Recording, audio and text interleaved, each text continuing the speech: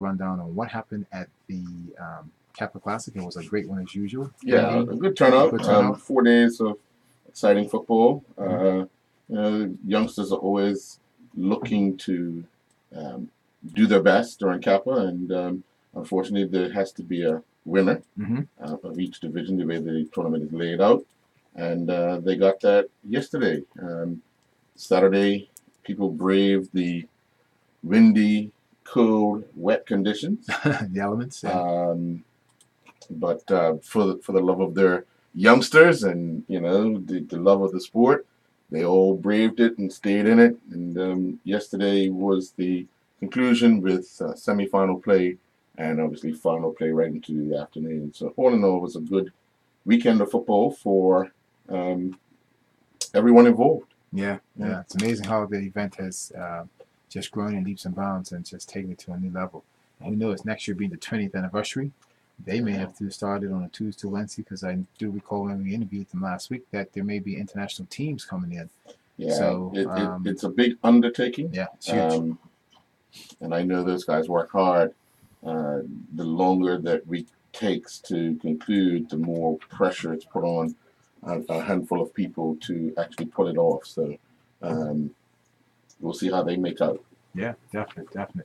So again, kudos to the Kappas. That again, congratulations for them. This marks their 19th year, and next year will be the 20th anniversary. So kudos to them. We're going to take our first commercial break, and then we come back. We will speak with our CEO, Mr. Patrick Singleton. He joined us in the studio for the upcoming event, as we mentioned, at the Coral Beach Tennis Club. We'll take our first break, and we'll be back after this.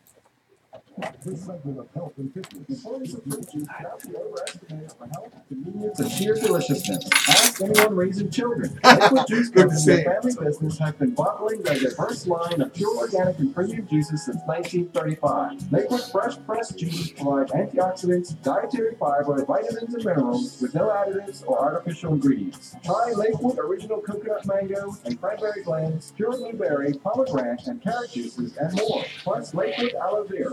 Bring those. Why go anyplace else? Premier Health is a smart health insurance plan that does most of the thinking for you. With online verification, eligibility, and direct billing. 7 out of 10 claims are now received electronically. 6 out of 10 claims are settled automatically. Leaving you more time to focus on the choice of care you deserve. Premier Health. Smart health insurance feels good. Call Colonial on 296-3200 or visit cgigroup.com. What time is it? It's game time. More opportunities to win. All your sports betting needs without the road trip. Introducing Game Time. We're just going to talk about the tournament. Yeah. Located next to what else you going to talk about? The deadline is March the 31st. So this is Saturday, but we just want to encourage local players to sign up. We've got a lot of foreign players, and it's an opportunity for older local players who don't get to play against a diverse group. Okay. To be a part of this. Okay. This is the first time it's ever happened, right? As a national championship. National championship. Okay. It's category 2, so it's like a club championship category 2, so it's not the highest level. But still, it's good. Yeah. The dining room will be open at 5 p.m. We're located at Green Street in Hamilton. Give us a call. 296-0094. Make your reservation at Lost in the Triangle. Don't lose out. Hello, Bermuda. This is Bishop Lloyd Duncan, and I would like to take this opportunity to invite you to listen to Inspire 105.1 with Kelly Jewell and myself as we talk, as we dialogue and share every Tuesday morning at 10:30 a.m. Join me. You will be today. Now, back to Inside Sports Talk Radio. Inside Sports Talk Radio on Power 95 FM with host Ian Rollins and co-host Earl Baston. And welcome back to Inside Sports Talk Radio. As we said, just going to the break, there we have our CEO, Mr. Patrick Singleton, join us in studio, and he's here. Good afternoon, sir, and how are you doing? I'm well, thank you. All is well? Yes, sir. You feeling a little cool? It is a little chilly out there. Out there. Rather warm in here. Yeah. You're right. For now. You wear a number of hats, and of course, you're very diverse in sports. You've got a good event coming up at the Coral Beach. Explain to our listeners what it's all about and some good news regarding deadlines happening on the 31st and this new tournament that's going to take place at the Coral Beach. Thank you, Ian. Yeah, we have a United States National Tennis Championships taking place at Coral Beach in April the 11th to the 15th. So it's a short tournament. Mm-hmm. but the deadline, the entry deadline, is March the 31st, this Saturday, and Bermudians can play in it. And what we're hoping is that Bermudians may win, or locals may win some of the categories and be the United States champions. Cool. So it's the first time in our history that we have held a national championships in Bermuda, and the first time it's ever been held outside the United States. Wow. Now it's a Category 2 tournament, so the level's still high, but it's not the top club players.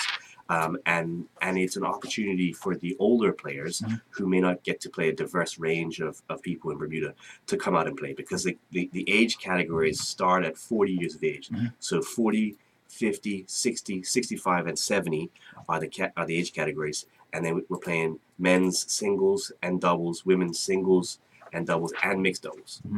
So it's a great opportunity for people to come out and play, and if they're fans, to come and watch their locals play.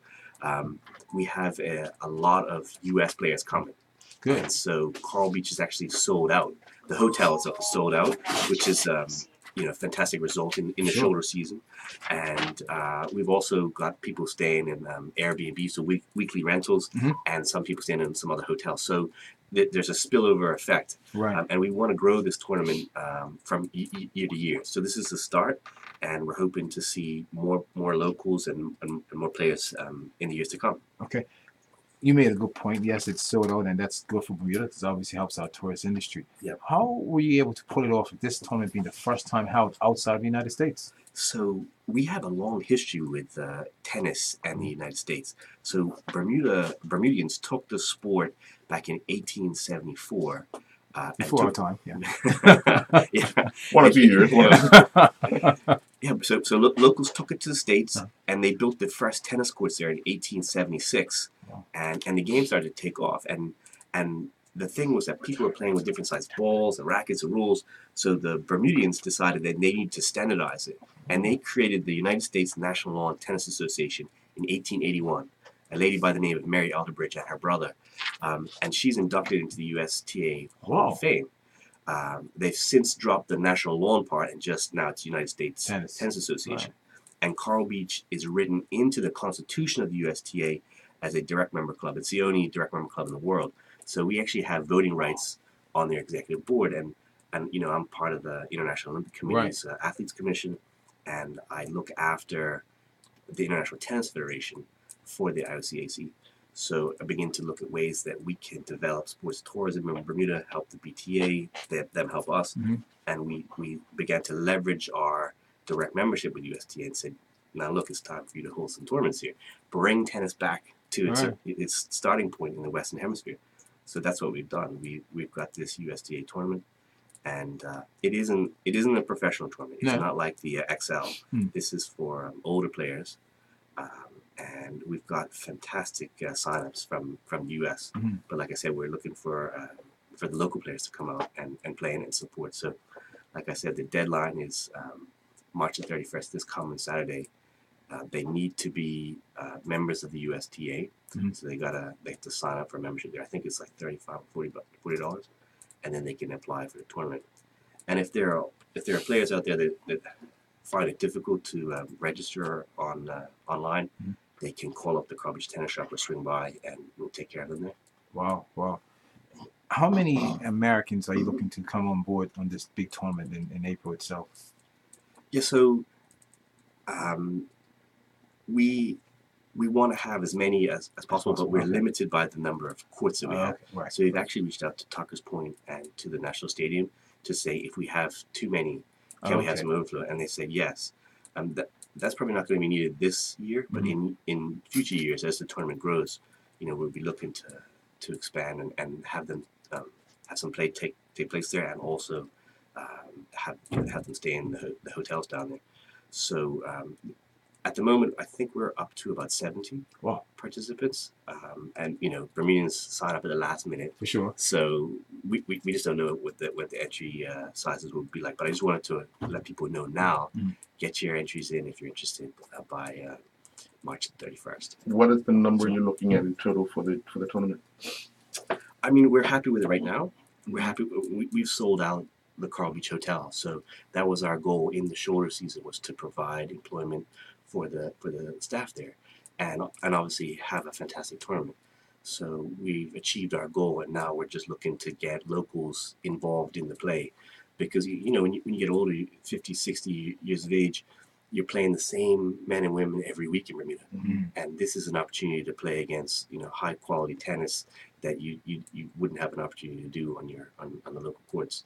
So we're encouraging the locals to come out and play and win. Like if some of the locals could win the United States Championship on our home courts, it really would be nice. Right? Well, we have a growing amount of youngsters. Well, when I say youngsters, middle age. If you look at the men's side of our tennis right now, not so much the ladies' side, because most of the ladies that are dominating in the sport are abroad in school. But any thoughts on having a tournament, open side tournament? Absolutely. Yeah. So it was difficult to convince USTA to give us this tournament. So the next step is when we prove ourselves with this one is to look at open tournaments, is to look at junior tournaments, is to look at USTA pro circuits, so professional tournaments in Bermuda, and those are all opportunities that we can do, and we can license it to some of the hard courts, say Southampton Princess or the National Tennis Stadium. So it isn't just clay courts that we're limited to. It's whatever courts are available, and if there's enough size and enough demand. And what we want to do is develop tennis in the shoulder seasons to give the hotels something, business when it isn't their peak season. What does this mean for tennis in Bermuda? As you know, you mentioned earlier that the XL was thriving in the middle 90s. Then obviously, due to recession, you had to hold off.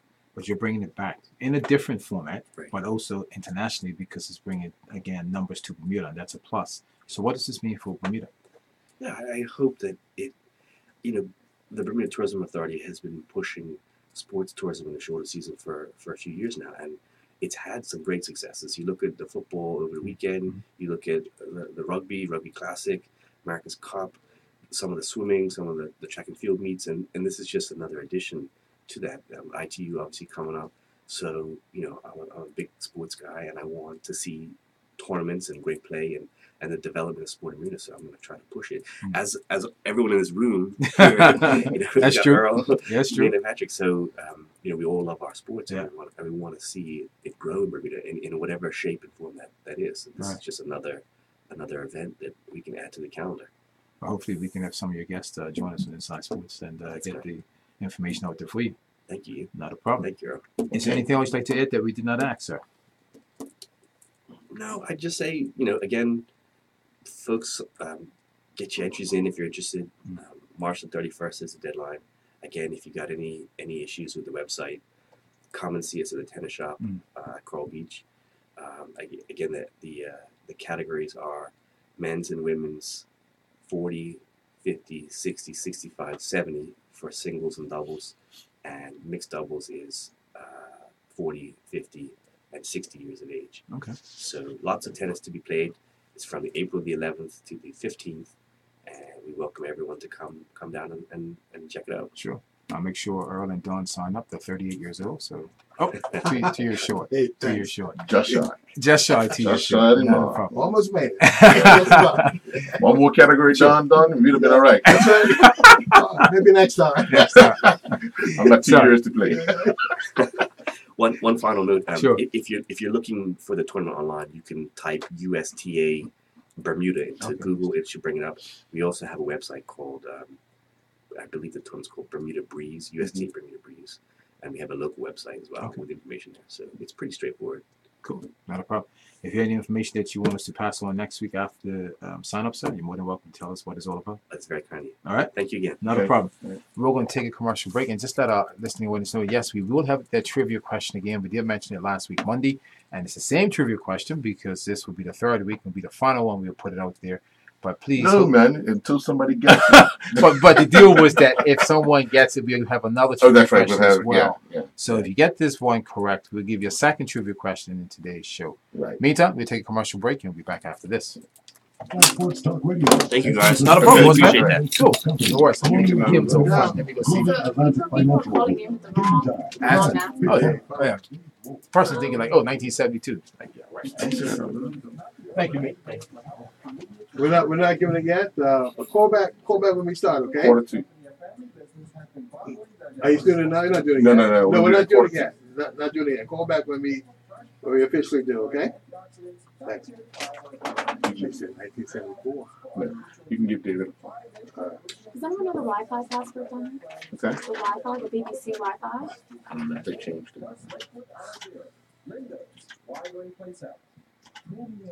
The smart health insurance plan that does most of the thinking for you. So who do you have next? 7 out of 10 Kim. We're going to speak to David first. Guys. Hello there. How are How's you? everybody? Hi, I only brought 2 bags. There you go. You guys can fight over them. Where would you like me to sit? You sit right here, Mel. Okay. Hi, Thank you. David. Hello, Okay. David. We're going to do Hi, David this is Baskin real quick, Inside and then Sports. we'll We're do going your to red put you on hold, octopus. okay? It's on the Yeah, front. I brought you some information. All right, Sure. thanks. Hang on. Oh, Would you mind if we posted your interview on social media? Okay, yeah, I'd like to just do a live broadcast. Can you so I can tag you and Take it to TAC Bermuda. TAC Bermuda? Expand your customer base, increase sales, and be a part of the audience community events for 2018, Bermuda Broadcasting Company can make that happen. Be a part of World Cup 2018. No, no, I'm trying to think in my head. I do want to meet with you. Inquire about our new advertising opportunities, whether big or small. We Check love those on. Come and see us at Fort Check Hill, these Devonshire, afternoon, or quite email David us at first? sales Yeah, at yeah. bbc.pm or send us a message on Facebook at Bermuda Broadcasting. Tying something in Now, with this. back to Inside Sports Talk Radio. You got David? I got it.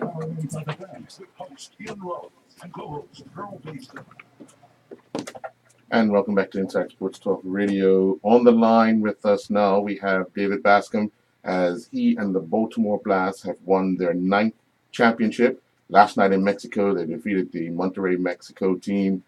David, congratulations. Thanks. I'm trying to wake up. I'm trying to wake up. It's close to 10 here, so just enjoying this moment. Very interesting night. Obviously, you guys went to Monterrey for the 3rd time in a row, and being victorious must be special for you because not only were you a champion when you were a player, now as an assistant coach of the Baltimore Blast. Yeah, it's a great moment. I mean, to win in Mexico, you got close to 10, 13,000 screaming fans to come here 3 times, straight in Mexico and win. It's just unheard of.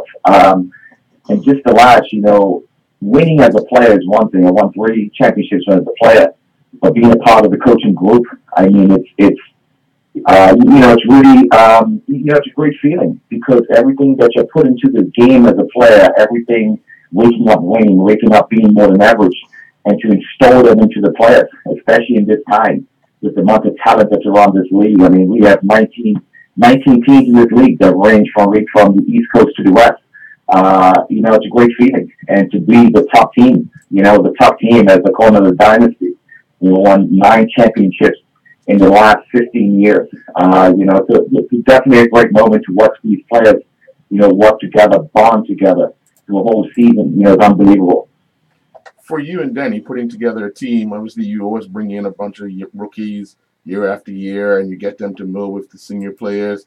But how much of a challenge do you guys find it in finding the players to match into what you're looking for to come out on top at the end of the season?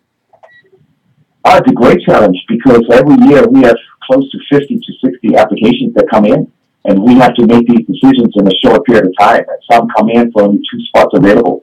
The challenge of the personalities, the characteristics, blending them together. We have 10 of our players at Brazilian.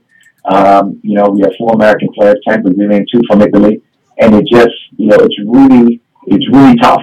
And we have to make sure we're making those right decisions because you can, at a split moment, you can lose a player. What helps is that, this franchise has been successful for a very long time, and it helps. We get the amount of videotapes, the amount of CDs we get, young players coming through. You can even miss that opportunity of getting a good player. And, and it's happened. It's happened. And, we kick ourselves, many times. But, this is it. We've been able to get our players to understand the process, with getting them to relate to the process, and have that complex use of the process, and buying into everything that we're doing. And it's working. It is working. And last night proved it. We went up 3-0 first half.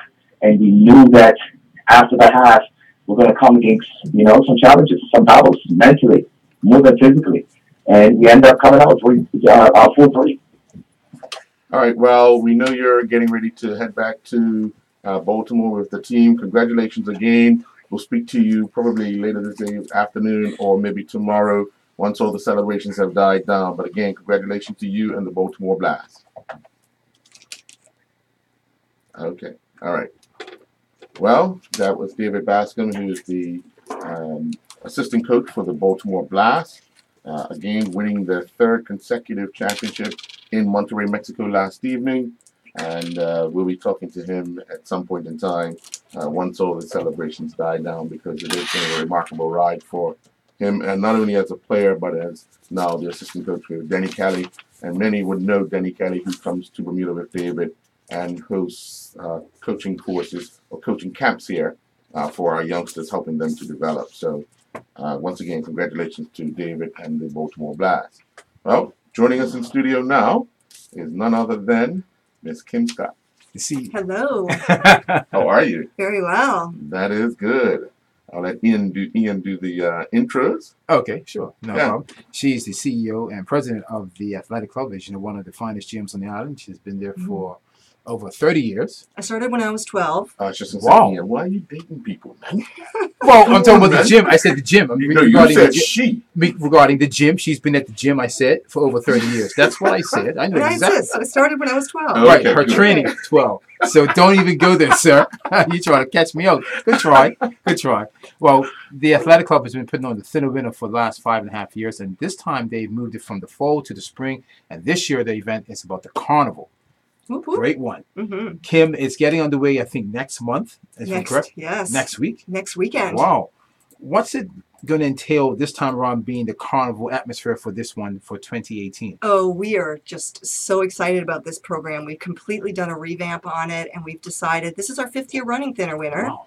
Our 5th time, and we've decided let's go to Carnival. So it starts on April 7th as the kickoff, and the finale is May 19th, and then we're going to do a follow-up program leading right to Carnival to help people stay on track with their wellness goals. Obviously, this has been a success, meaning Thinner Winter.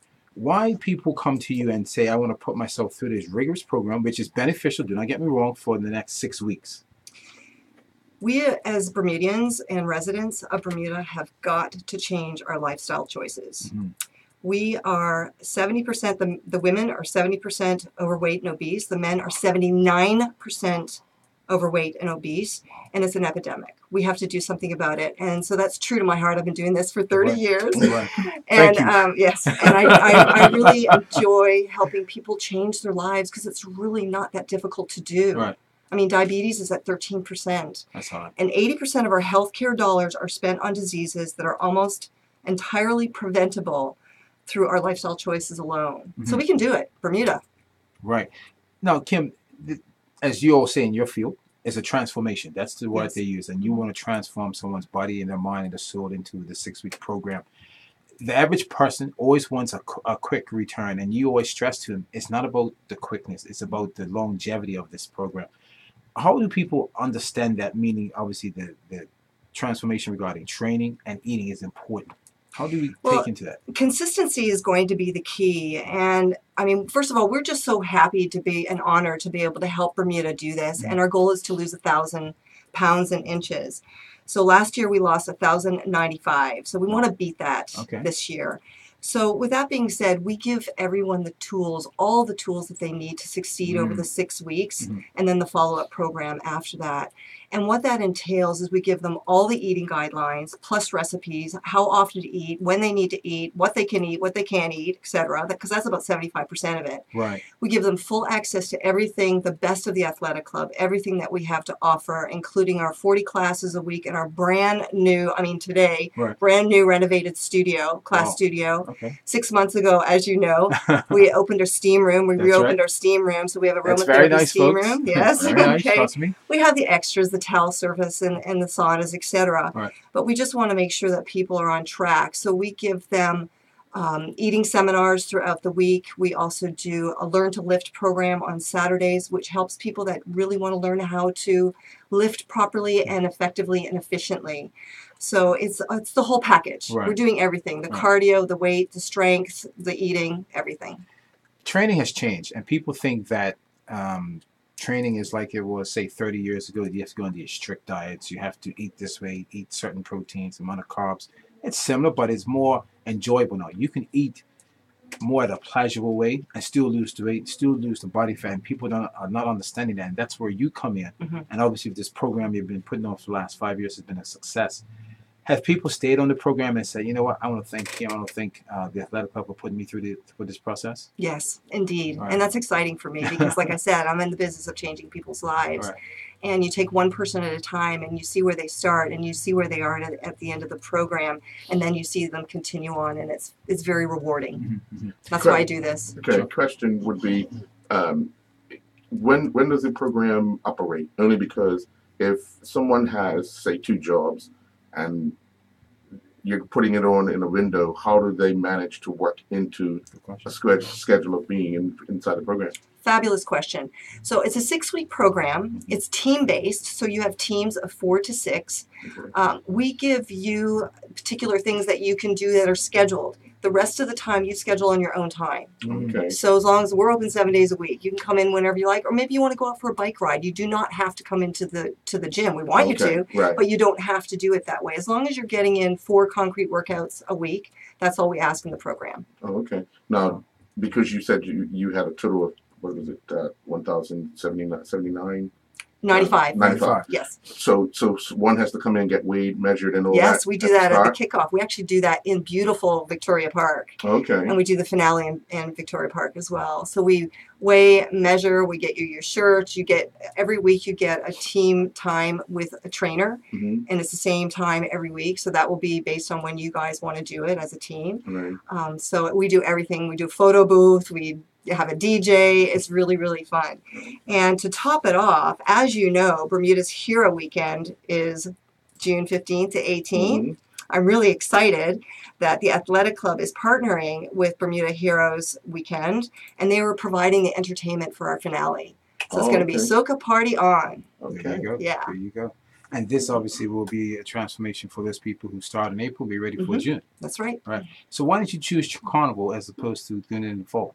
Well, we just thought we'd do something different. We've done the fall we did it for 4 years. And September is like a second New Year's for us, New Year's resolutions. Yeah. Everybody's had a little too much fun over the summer, which is great, and we've done it very successfully. But we just wanted to try something different this year. So we pulled it together, and we've got the sponsors as well, which I thank. Sure. Security Associates and Lindos have been really, really supportive in this program. City of Hamilton, of course, they've given us this beautiful park to use. DHL, Digicel's donating a couple of cell phones. City Cafe is going to be offering discounts and sponsoring our finale with hors d'oeuvres. Barrett's, Butterfield, and Vallis, and Core Heart Health Center is going to be there at the kickoff as well, because they want people to be heart healthy as well. That's good. That's good. Now, Kim, you brought two goodie bags with us. With you, are these giveaways for our audience? That's for you guys to That's for have. us? That's just for you guys. What we've been doing is wow. we walk around town with these pretty little bright colored bags, Very and they nice. have Butterfield and Vallis sponsored those bags, and they have granola and raisins, and it has all the information on the program. And we Nice. actually walk to different companies around Hamilton and give out these bags. So that's what we've been doing for the last few weeks. Very nice. It's got protein bars in there. Oh, okay. Going from the fresh air, how has the event grown to what you're looking for this time around? Because obviously you want it to be bigger and better each year. Yes, the first year we had no idea we were going to get the response that we did. So last minute we were ordering additional shirts and everything, like right to the wire. Right. We usually cater to about 150 people. That's what I feel that I can do comfortably with the staff that I have, because keep in mind, everybody has a coach. Yeah. So it's, they're trained. And one of the things I wanted to mention is we do a community class in Victoria Park every Thursday during the program. And some people have found this to be their most valued part of the program because it's different every week. We hire a DJ that comes in and pumps up the music, does what they need to do. And you see 50, 80, 100 people working out of the park.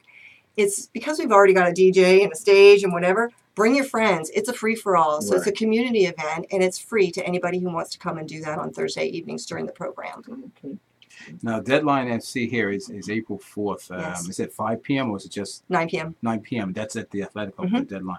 Do they have to go to a website and sign in, or is everything at the Athletic Club? Everything's at the Athletic Club. Okay. You can access our information on Facebook and Instagram, TAC Bermuda, where you'll find most of the information. Okay.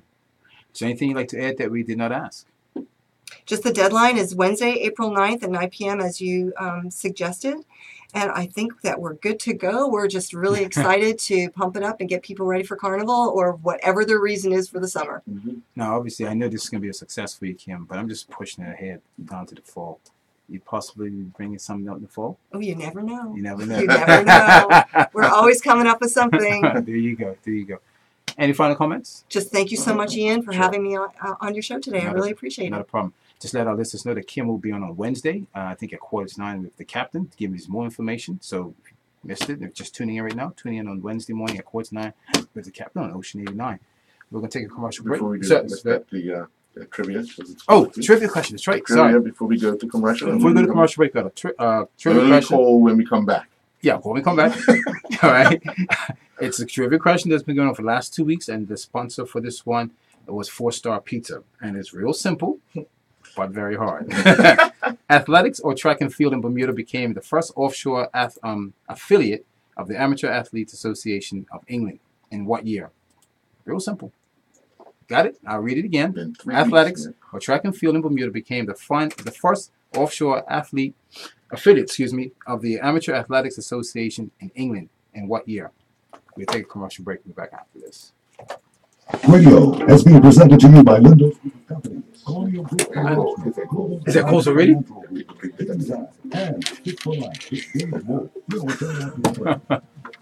Cool. You know what I didn't do? Phone number. I'll do that when I come back. I can do that for you. I can do that. 295-644-0. Yeah, it's on there. I'll put that on. And email Olivia at tac.com. I'll do that for you. And then Facebook is TAC Bermuda, Instagram is TAC Bermuda, Okay. which I said those two, but I forgot to do the phone number. Oh, and we also have the hashtag. Kind of winter 2018. I'll take care of that. You'll take care of Wednesday. Do I need to confirm? No, during the book. I'll go take you. I have all your answers for you tomorrow morning. Okay? All right? Not a problem. Ian, thank you so much. No, thank you. Really appreciate it. All right? Enjoy your granola. And Yes, thank you very much. You see one right here? And one downstairs. All right. Thank you much. Thank you. Can I get a quick photo with the two people we want to? Or maybe the three of you in here with the sign? And then I can post the Great, photo without, and tag without it. glasses. I like that. I can't see anything. Health is a smart health insurance plan. Okay. that All right. does All right. the thinking for you. With online verification, eligibility, Hey, and rush is direct running. debit. Sorry. 7 out of 10 Many claims are now received electronically. 6 out of 10 claims are Wonderful. settled Cool. automatically. All right, thank you. Guys, thank Love you. you. Thank you, you too. Focus on the choice of care you deserve. Yeah, I was supposed to ask you about your TV show. Smart health insurance. Oh, you do? Call Colonial. I'll get your number from here. Okay, thank you. Or visit CDI. Alright, see Are ya. you looking to expand your customer base, increase sales, and be a part of the annual community events for 2018? I'm gonna play a couple of promos just until he gets back. Or you want me to just go ahead? We can come back and I'll go into it. Do you have mine? I never know until I see him come around the corner. And I have to focus on what I'm going to ask. I know. I like it like that. Or send us a message on Facebook at Could be. Bermuda Broadcasting. Now, back to Inside Sports Talk Radio. Inside Sports Talk Radio. Okay. Do you want to go on live, or you want to just take Yeah, an we answer? can go Live? This weekly segment of the Sports Trivia has been brought to you by 4-Star Pizza, A.S. Cooper, and Sun Limited Pork Nuts, Bermuda, and Sports Sauce. And welcome back to Inside Sports Talk Radio. We do have a caller on the line that thinks they have an answer to the question. I'll repeat the question one more time and then we'll get the answer from the caller. Athletics or track and field in Bermuda became the first offshore affiliate of the Amateur Athletics Association of England in what year? Caller, do you have the year? 1974? Unfortunately, not. It's Not 1974. You're a long way away. A long way away. This one's a bit tough. This will be week number 3. We did say we would get it out of the way early, and if we got the answer early enough, we will have another one. But again, athletics or track and field in Bermuda became the first offshore affiliate of the Amateur Athletics Association of England in what year? So we'll give you time to go through it. I don't think you'll be able to find this answer online. No. I think you're going to have to get in touch with someone in the Athletics Association who will probably more than likely have it documented somewhere if they can put their hands on it. Donna Rena, your phone should be lighting up. All those involved in track and field should have some history base on this particular answer. Just wanted to add, Earl, back to the thinner winner. The contact number at the athletic club is 295-6140. Again, 295-6140 for the thinner winner 2018. The Carnival Festival as they lead into Carnival 2018 in June. Mm-hmm. Contact person you can speak with is Olivia, or her email address is olivia@tac. That's olivia@tac.bm, and you can look them up on Facebook or Instagram at TAC Bermuda, and hashtag Thinner Winner 2018. Again, this is change your body, change your life, and get you energized for 2018 and beyond, and 2018 and beyond, right? I noticed, Ian, that a lot of the clubs Mm-hmm. have targeted certain events, which kind of gives it a more of a flavor of what they're trying to accomplish. Because obviously, people set themselves goals, right? And it's easy once you have an event. Mm-hmm. Like years ago, people used to get in shape for the wedding. Yeah. You know what I mean? Correct. And then right after the wedding, it's I done it. I ain't worrying about it no more. Yeah, he accept me the way I am. She accept me the way I am. I'm fine, right?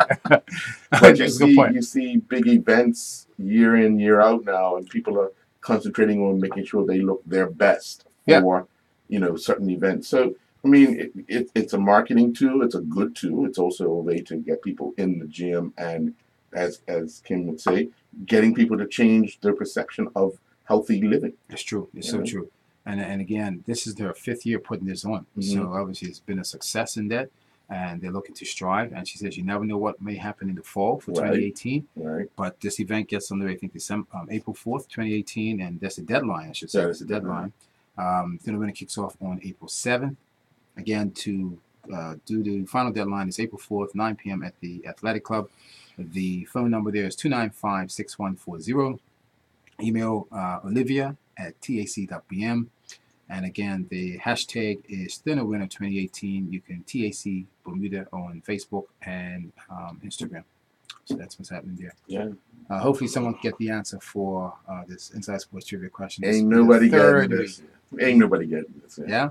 We'll have to put this one on the shelf. I guess they don't like pizza, huh? We'll have to put it on the shelf. If no one gets to buy 2 today, we'll have to put it on the shelf. Yeah. We'll eat the pizza. And go what Kim's going. I'm eating my protein bar. Eating my protein bar. So let's take a commercial break and be back after this. That's right. That's a hard one. Colonial Group International, Global Atlantic Financial. Yeah, girl. That's right. Fit for life. Nice, guys. Almost everybody loves. Is there anyone else commented that you want to capture in particular? Kenny Thompson's supposed to be here, but he's not here. European cookies, inspired by tasting expeditions to the continent by Pepperidge Farms originator. The perennial favorite Milano cookie is Neapolitan by nature, delicately layered with thin vanilla wafers and rich chocolate or delectable variations on the Milano theme. Try Pepperidge Farm Milano milk and dark chocolate, orange mint, and double chocolate cookies.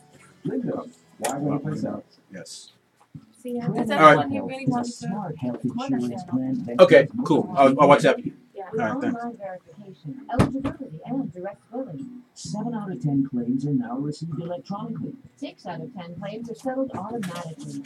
leaving you more time to focus on the choice of care you deserve. Premier Health. Smart health insurance feels good. Call Colonial on 296-3200 Or visit cgigroup.com. What time is it? It's game time. More more opportunities to win. All your sports betting needs without the road trip. Introducing Game Time East and Game Time West. Located next to Wahoos and St. George's and Main Road, Somerset by Somerset Cricket Club. All Game Time outlets open Monday to Friday 12 to 6, Saturdays 8:30 till 5, and Sundays 10 till 5. For more details, visit GameTime.pm or call 296-3222. Game Time. Hey, I'm Play, going to pay. Game Time is a socially responsible gaming establishment. news coming up soon. News in 2 minutes. With Power 95 FM. With host Ian Rollins and co-host Earl Baston. And welcome back to Inside Sports Talk Radio. As we mentioned just for the break, no one has received or had the correct answer for the sports trivia on Inside Sports Talk Radio for the last 3 weeks. Hopefully we can have an answer by 2 p.m. today. If not, we will have a new question for you, obviously, for next week. And again, the sponsor today is 4-Star Pizza. And next week, our sponsors will be Sports Source and Warwick. And actually, Sports Source is having a sale every Saturday, half price off. They open, I think, from 9 a.m. to 5 p.m. or 9 a.m. to 6 p.m. in Warwick. Give them a shout or go up there and check them out. Paul Haywood, Sports Source. So hopefully someone can give us an answer today. Earl, you think we got an answer? Nope. Nope. You said that very easy. Yeah. Yeah. Confident. I can give them the first 2 numbers. 19. Okay. So I gotta come up with the last 2. That's a hint. Price, 19. Price is right. The price is right. I like that. No, we're not giving away your car, but the price will have to be right. The first 2 numbers is 19, and we'll leave it like that for the answer for the sports trivia. I know we have the news coming up on the top of the hour. When we come back, we will have Kenny Thompson as well as Calvin Blankendale joining us in the studio today. Okay. So that answers that question. I think he forgot. He's in England. Okay, so Kenny Thompson's in England right now. Not a problem. He may call us. You never know, right? He may call us. Yeah. You never know. Yeah. We'll see what's happening. Well, we're going to take a break and go to the news, and we'll be back after the newscast. Hi, Got a minute to fill. I'll fill the promos and then go into it. Thanks, bro.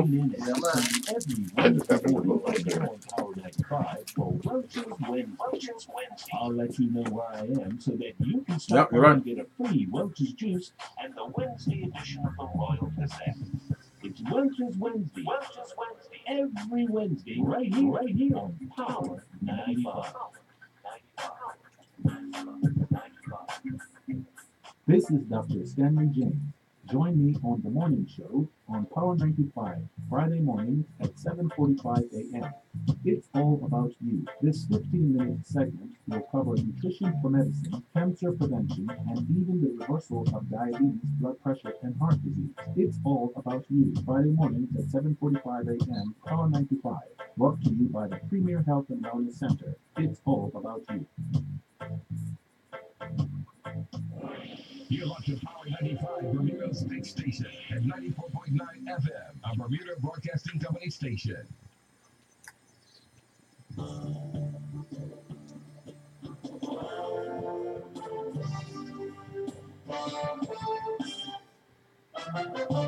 Good afternoon, everyone. I'm Tarai Trott with Bermuda Broadcasting News. National Security Minister Wayne Keynes is to give an update to the media at 4 this afternoon on government's initiative to provide 100 jobs for unemployed Bermudians. A job fair is scheduled to take place soon in which those who registered as unemployed will be matched with prospective employers. The minister previously stated that he is of the belief that if a person is able to provide for their family, they are less likely to engage in antisocial behavior. A Devonshire man injured Sunday after crashing his motorcycle into the North Shore roundabout near Barker's Hill was recovering in a general ward at last check. He was initially admitted to the hospital's intensive care unit for a head injury. Any witnesses are still urged to contact Constable Kyle Outerbridge on the main police number, that is 295-0011. Yesterday saw more than 2,000 people take part in the annual Palm Sunday Walk organized by the National Trust. The 5-mile route started at the Wilkinson Memorial Park in Hamilton Parish, passing Bailey's Bay, Abbott's Cliff Park, and the Walsingham Nature Reserve, among many other locations, before returning to the start. Many of those taking part said they particularly welcomed the chance to see parts of the island they wouldn't otherwise visit. Patrice Scott and Ingina Butterfield were among the walkers. Enjoyed seeing the different farmlands that are tucked away that you didn't know about. So Yeah, same here. But in addition to that, I enjoyed seeing Abbott's Cliff, just being at the top of Abbott's Cliff and being able to see Trunk Island, Harrington Sound School, and all of the sound. Media chiefs in the United States say last night's episode of the television program 60 Minutes, which featured adult film star and Trump accuser Stormy Daniels, has been the most watched in that program's history. Daniels, whose real name is Stephanie Clifford, details Their her history. encounters with the U.S. president to guest interviewer It's been over 50 years. She's suing McDonald for the right to be released from a non-disclosure agreement she signed over the affair. It's an excerpt of last night's conversation. And you had sex with him? Yes. You were 27, he was 60. Were you physically attracted to him? No. Not at all? No. Did you want to have sex with him? No. But I didn't say no. I'm not a victim. I'm not. It was entirely consensual. Oh, yes. Yes. I was in a parking lot going to a fitness class with my infant daughter. I was taking, the seats facing backwards in the back seat, diaper bag, getting all the stuff out. And a guy walked up on me and said to me, "Leave Trump alone, forget the story." And then he leaned around and looked at my daughter and said, a beautiful little girl, it'd be a shame if something happened to her mom. And then he was gone. You took it as a direct threat? Absolutely. I was rattled. I remember going into the workout class and my hands were shaking so much I was afraid I was going to drop her. Did you ever see that person again? No. But if I did, I would know it right away. I'll never forget. You'd be able to recognize that person? 100%. Mr. Trump denies the affair, and his lawyers have filed a suit against Ms. Daniels for breaching the agreement. She faces a fine of $1 million every time she violates the agreement to remain silent. CBS insiders say the last episode of 60 Minutes that garnered the same attention as last night's was Steve Kroft's 2008 interview with then-President-elect Barack Obama, which attracted 25 million viewers. I'm Tarai Trott with Bermuda Broadcasting News. Enjoy the rest of your day.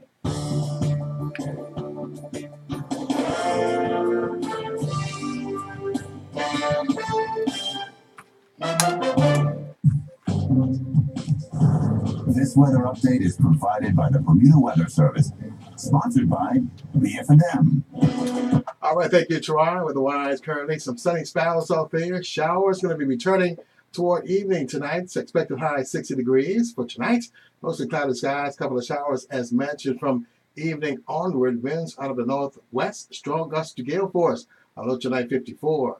Tuesday, some sunny breaks, couple of passing showers around the local area. Easterly winds expected for Tuesday. A high then of around 63 degrees, a low 57. It'll be chilly on Tuesday evening. Wednesday, sunny periods, couple of early morning showers, improving in the afternoon. Winds out of the northwest. High for Wednesday, 66, a low 61. Well, outlook for Thursday, sunny cloud conditions. Winds out of the northwest, light to moderate. High for Thursday, 68 degrees, a low near 64. And for Fridays, partly cloudy conditions. No rain expected for Friday, high 71 degrees, a low 65.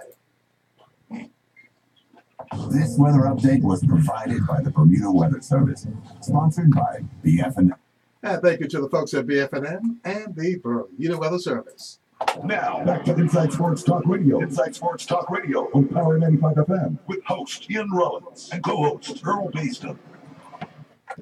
And welcome back to Inside Sports Talk Radio. We're going to put that question out there one more time. I'm saying one more time, but maybe twice. Give us a call at 292-9595. Again, the question for Inside Sports Talk Radio. A trivia question that's been running now for the third week. Athletics or track and field in Bermuda became the first offshore affiliate of the Amateur Athletes Association of England. In what year? Earl gave a... we got a call, okay? Nope, they hung up, okay? And what year Earl gave a hint? Half a hint. It was a 19. That's half the hint. 19. So, again, I'll repeat the question. Athletics or track and field in Bermuda became the first offshore affiliate of the Amateur Athletics Association of England. In what year? There you go. Give us a call at 292-9595. I'm sure you'd like to have that delicious 4-star pizza. Well, Ian, we just got a press release from the Bermuda Football Association. It reads, with regards to the outcome of the match between Wolves and Devonshire Colts, which was played 2 months ago, January 21st, the committee has ruled in accordance with the general rules for division competitions in this regard that the match, which was at 3-0 to Devonshire Colts at the time, shall be the final score, and the points, 3 points, will be awarded to Devonshire Colts. So This is Devonshire Colts and Wolves. right. The match So was abandoned on January 21st at the Devonshire Recreation Club. Devonshire Colts were leading 3-0 at the time, and the match was abandoned. just refreshing my memory. Why was the abandoned? Unruly players. Unruly players. Okay. And it was in the 80. What did it say? What time? Well, I remember the game was about the 72nd minute. 72nd. Okay. Interesting.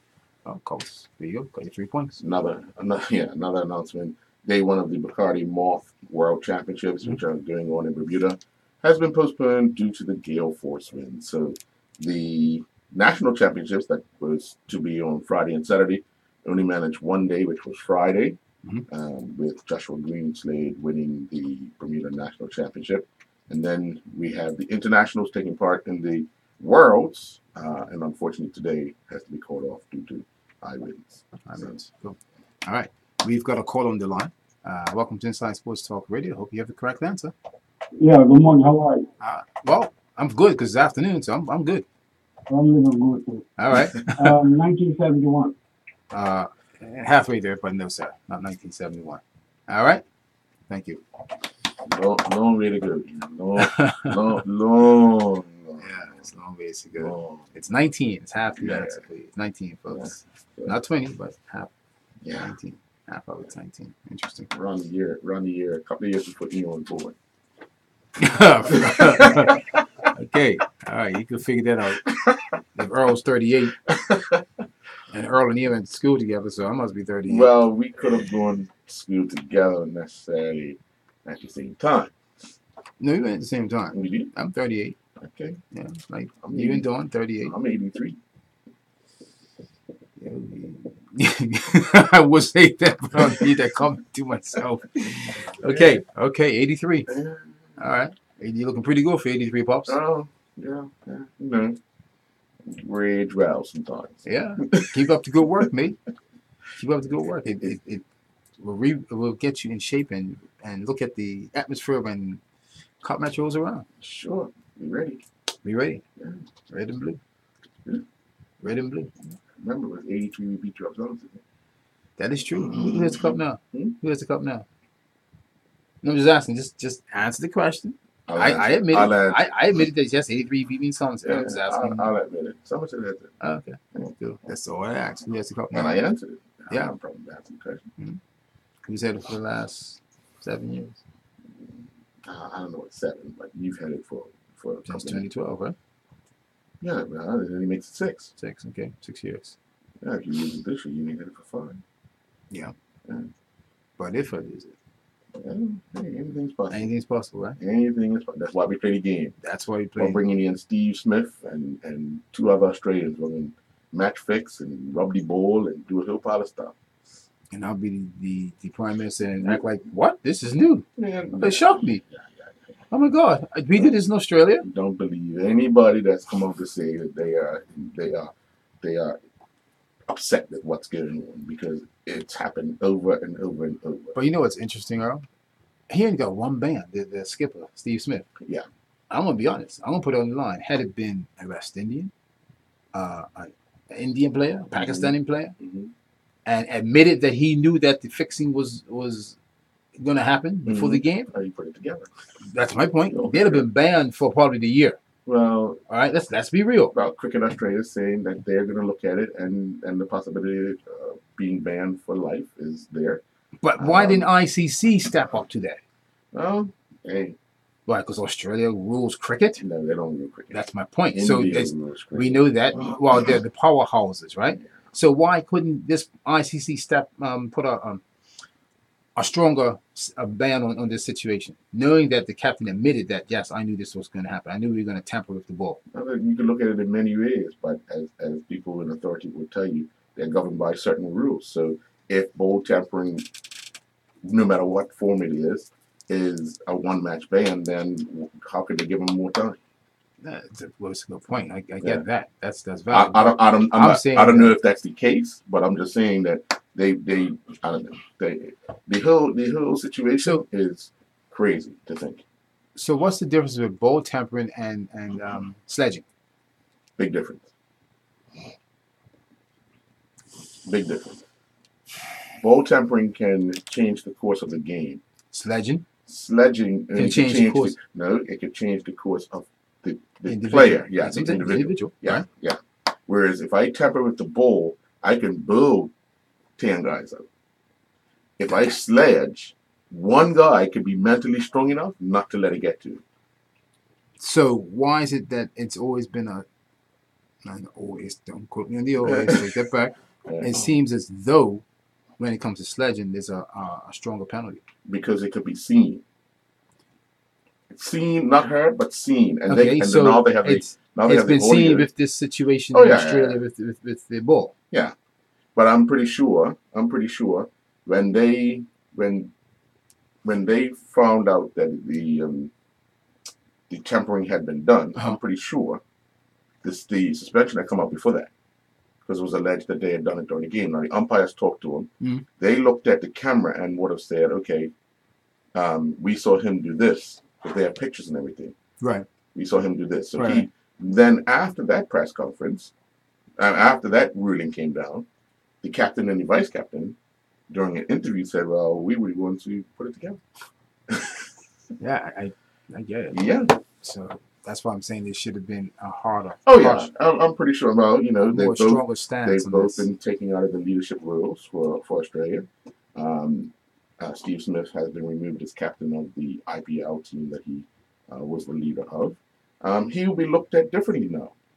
Don't get me wrong, he's a fine batsman. Yeah. He's probably one of the best in the world, top 5 right now, right? Wow. But his leadership and responsibilities and identities are in and the question. possibility of him playing at the international level again is very slim right now. Yeah. Very slim. Yeah. Fellas, for the folks that are listening, define sledging the ball. What is that? It's not sledging the ball. Sledging is a... What is sledging? Sledging is more so when, I'm just using Earl's example, we go back and forth with cup match. He tells me that Somerset is not in... He gives me his thoughts. He's giving you the radio version, folks. Yeah, I am giving you the radio version. I have to give you the radio version, all right? Because one day here, he's giving me his perception and thought of what he thinks of Somerset Cricket Club over the air. And I respect that. Off air, he gives me a different perception. Right. So you could pick it from there. Yeah, okay. And I, in return, do the same, right? And so that's not conducive in the game of cricket. It's not acceptable. And it comes down to basically, guys do name calling, you know, start to get in people's country and sportsmanship. And it's not nice. It's you can't. And believe it or not, the way it's done now, it's obvious because body language tells you a lot. And the cameras, like you say. If a player, if I'm sledging, if Ian's batting and I'm sledging Ian as a fielder feeling close to the bat, Ian's body language tells people that I'm actually talking to him. Years ago, people wouldn't. They'll attempt to hit you out of that spot or hit you to your mouth shuts up. You know, so it's a little different now. It's obvious that a lot of sledging goes on, not just in Bermuda, but it's a global thing for the sport itself. It's a way to try to get under the incoming batsman or a rookie player or under anyone's skin. If you look at it, if a bowler's on form and a batsman's walking out to the pavilion, the batsman wants to be the first person to talk because he wants to get on the other side of the bowler to make sure that he doesn't get him out, especially if he's having a good day. So you start talking, or you can't bounce me. Right, you can't bounce me. I'll hit you, you know. So now the bowler starts thinking, oh, I'm not going after the stump no more. I'm going after his head. And that's what I want. I want to get in your head before you get in my head. And that's what they use. And Errol's point is valid that it's so noticeable now because obviously video cameras, microphones under the stumps and things of that sort, right? Sledging's been going on for years. So it's nothing new, right? It's just that you didn't pick it up back in the, I'm going to say my days following it when I was a young kid in the 70s and 80s. You didn't pick up on it. You started to hear more about it in the 90s and then you heard more about it, over Test cricket, and then it went into T20s and 50 overs. But today's technology. There's mics, man. They can pick up a whisper. But the other thing that used to happen was a lot of intimidation. And that's why they changed rules that you could only have X amount of bouncers in an over. Because there were times when Australia or England were playing, you know, West Indies or Pakistan, and they'll actually go after the batsman target them, head injuries, all that type of stuff. I remember one of the Australian fast bowlers hit Sir Viv Richards in his head. And in a comment he made after, he says, "Never let your opponent see that you're hurt." Very next ball, hooked him for 6. Very next ball, put his hat back on properly, and back then they didn't wear helmets. Yeah. So hey, when it got to the dressing room, yeah, sure, get me some ice, get me some Tylenol. Yeah. But one of those things is that you never let your opponent see that you're intimidated, Right. and that was how they. And guaranteed, when the rules were reversed, the West Indies went straight after every batsman. I mean, broken ribs, hit in the head, because that was a sign of intimidation. Because although they were very cautious when they were in Australia about sledging, so they used their ability to hit the batsman as opposed to talking to batsmen. So nobody wanted to go back out to that.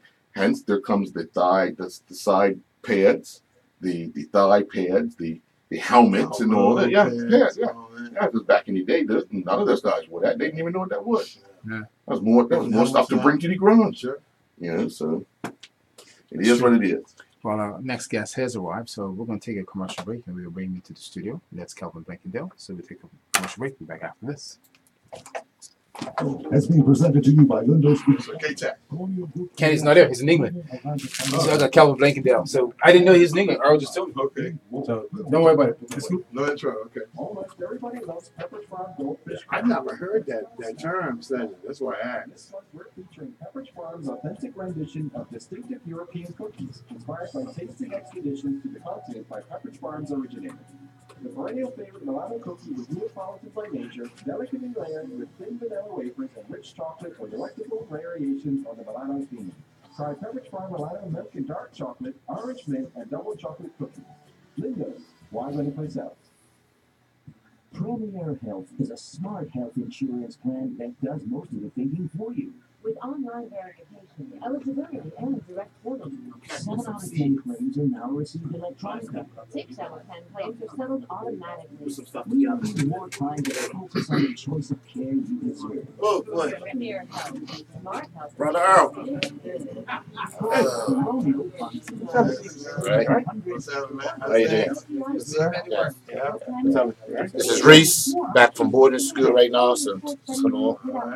How you doing, my brother? And then I have Raíz who's going to be doing some Videotape. recording. You can set up there, Reed. Raíz. Let's go straight through, man. You guys know Raíz. He's worked with us in summer. Yeah. Some general. You right? Cool. Show the harness with his camera. Bring the other shit on. You can have a seat, guys. Yeah, read it. And then hopefully if we have time, we can ask Reese some questions because, I want the educational component about some stuff that you want to know. Save experience team of travel professionals, save phone number and location at 35.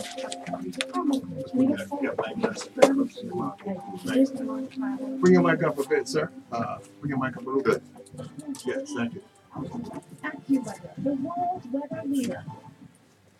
Forecasters and meteorologists who thrive on the new technology that can help you chart your day. From St. George's to Somerset, sunshine to severe weather. With digital dial radar, AccuWeather helps you stay on top of your day.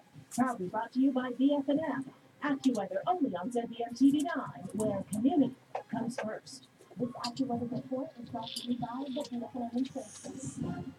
Now, back to Inside Sports Talk Radio. Inside Sports Talk Radio on Power 95 FM with host Ian Rollins and co-host Earl Baston.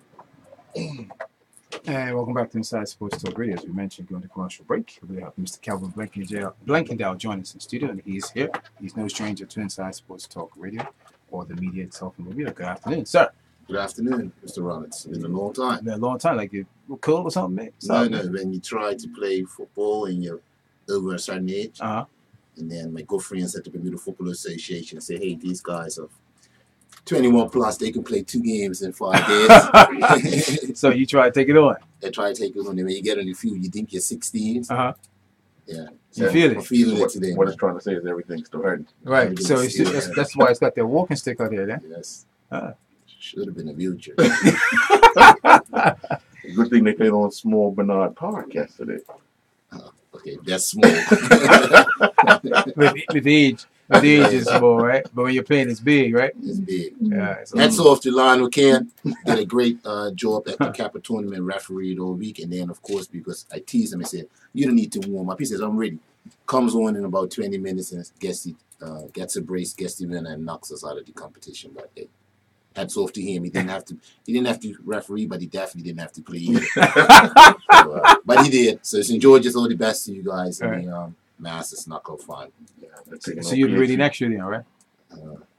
I told him I quit. You know, after certain games, you say, "Listen, this is it. I'm not running around anymore." Then you wake up and say, "Maybe one more game." One more game. One more season. One more season. Yeah. Game. Not season. Game. What's that game? Yeah, more than one. All right. Well, joining us today, you got some information that you want to share to Bermuda, some upcoming events. It's the 3rd annual Bermuda Triangle Cup.